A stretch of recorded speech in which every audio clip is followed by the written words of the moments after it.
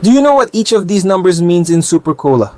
Today I'll finally show you how and where to use each type of Super Cola. We're going to do two tests here. The first will be a resistance test where I'll use a scale, and the second will be a viscosity test. The first number we're going to use here is glue 721. This one is the glue with the lowest viscosity of all.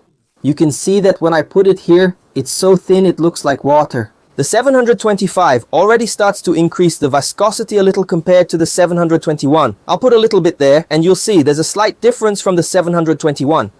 It's a bit thicker but still thin. It takes a little longer to dry, but it's faster than the 721. The 793 has medium viscosity. It's the most common one you'll find out there. If I put it here, you can see that it's already a little thicker than the others. It also dries in an average amount of time.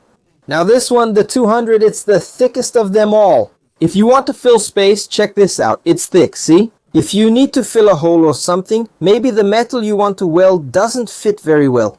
You're going to use this one because it can fill more than the others. So the sequence will be more or less like this. If you want something that has to dry really fast and has to fill, you're going to use this glue on this side at 200. But if you want a little more resistance and have time to wait, you can let this dry for a long time. You're going to use 721 and these others are the intermediates. I'm going to put a drop right here on top and just watch how far it's going to run. It went straight down right through, could go even farther. This 721, it's really thin. It's great for places that are really tight, where the glue needs to run and get all the way to the bottom. That's where it'll work. The 725 is kind of like that too, but it's a little thicker. Look, it went a little less this time, see? But it'll get there too. Now the 793, it's a little thicker than the others. Look, I'll just put a drop here. See how it's running? Much less because it's thicker. However, it won't penetrate as much as the others. Now the 200 is so thick it almost looks like a two-component glue. I'll put a drop here so you can see. Look at this. It doesn't even want to move. It looks like a paste, so it won't be able to flow into a crack.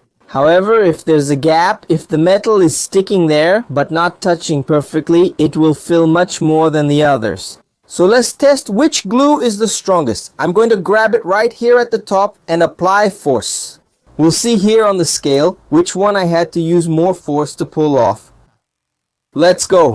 Whoa. About 2 kilos of force for the 721. Now let's test the 725. Here we go. 1 kilo, 2 kilos. Whoa, it's a bit stronger. 3 kilos. Wow. 4, 5 kilos for it to break.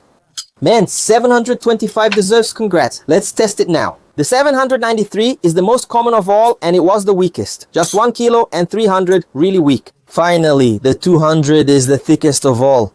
Look, there it reached 1 kilo, 2 kilos, about 2 kilos and 600. The 725 was the best of all. If you like these tests, there's a video like this every day.